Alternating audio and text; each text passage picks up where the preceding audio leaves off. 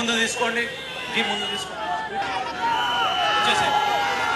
రండి మా మహిళలకు రండి, మహిళలకు రండి, దారి ఇవ్వండి, మహిళలకు దారి ఇవ్వండి.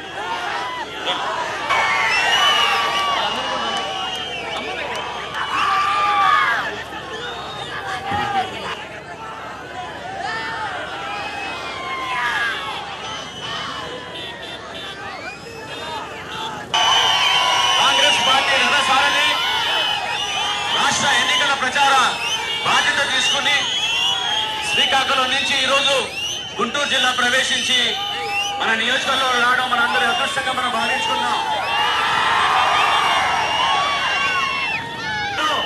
మనందరూ కూడా అదే స్ఫూర్తితో కష్టపడి పైకి రావాలని మనందరూ కోరుకుంటున్నాను.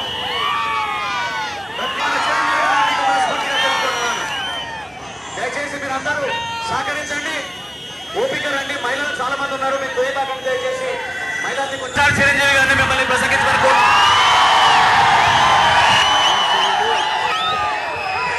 కాజీపేటలో మండు గడులు సైతం లెక్క చేయకుండా కింద కాలు పేట లేదా కూడా గమనించకుండా ఈ రోజున ఈ చిరంజీవి వచ్చాడు, కాంగ్రెస్ తరఫున ప్రచారం చేయడానికి వచ్చాడు. మన నాదెండ్ల మనోహర్ గారు ఆయన దగ్గరుండి తీసుకుని వచ్చారు. కాబట్టి ఎవరండి చెప్పింది? ఇంతమంది జన ప్రపంచాలు ఇంతమంది పెద్ద ఎత్తున వచ్చి స్వాగతం పలుకుతుంటే ఇది కాంగ్రెస్ కాదా? కాంగ్రెస్ మీద అభిమానం కాదా? కాంగ్రెస్ బాధ్యత ఉందని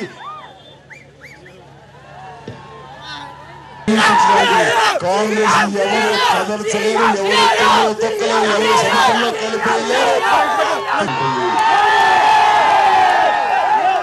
ఈ రోజున ఎందుకు కాంగ్రెస్ మీద ఇంత ద్వేషభావం, ఎందుకు వాళ్ళకి ఇంత అక్కసు అంటే 10 సంవత్సరాలుగా అటు కేంద్రంలోను ఇటు రాష్ట్రాల్లోనూ ఎస్టీ ఎస్సీలకు అన్ని చేతివృత్తుల వాళ్ళకి, వ్యవసాయదారులకి, మహిళలకు, విద్యార్థులకు, అలాగే ఉద్యోగస్తులకు, యువతకు ప్రతి ఒక్కరికి అన్ని రకాలుగా చేతుడు వాదడుగా ఉండి వాళ్ళ సంక్షేమం అభివృద్ధి అదే ప్రధానంగా 2 కళ్ళుగా చేసుకుని ముందు లేకుండా చేయడం అన్నది ఇది నీచ రాజకీయం కాకపోతే మరొకటి ఏంటి? ఈ రోజున ఈ విభజనే ప్రధానంగా చెప్తున్నారు. ఈ విభజనకి ఎవరిలో ఒక 3 రాష్ట్రాలు మేము ముందున్నాము విభజించాలంటే వాళ్ళు ముందుగా మాట ఇవ్వలేదా? ఆ తర్వాత వాళ్ళ మహానాడులోను వాళ్ళ యొక్క పోలిట్ బ్యూరోలో వాళ్ళ సభల్లో మేము కాంగ్రెస్ ని మేము తెలంగాణ విభజిస్తాము, తెలంగాణ వాదాన్ని గౌరవిస్తాము, ఆ సెంటిమెంట్ ని గౌరవిస్తాము, కాబట్టి తెలంగాణ ఇచ్చి తీరుతామంటూ వాళ్ళు కూడా ఉత్తరాల మీద ఉత్తరాలు కేంద్ర ప్రభుత్వానికి. ఇది ఆషామాషి కాదు, పైకి సాధువుగా కనిపించే డైనమైట్.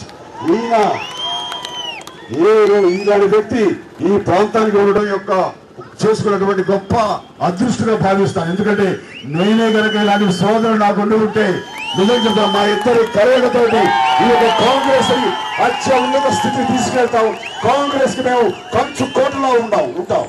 సో సాగుతూ అన్ని జరుగుతూ అమలు అవుతాయని నేను భరోసా ఇస్తున్నాను. కాబట్టి నా సోదరుడికి, నా మిత్రుడికి, నా శ్రేయభిలాషికి మీరు హస్తగుర్తు ఓటు వేసి అని గెలిపించాలని, రాజకీయాలలో సభ్యత సంస్కారం చదువుకున్న వాళ్ళు రావాలని, అలాంటి నాదెండ్ల మనోహర్ గారు వస్తే ఈ రాజకీయాలకి కొత్త అందం వస్తుందని, అలాంటి వాళ్ళు కంటిన్యూ అవ్వాలని కూడా నేను మిమ్మల్ని మనస్ఫూర్తిగా కోరుకుంటూ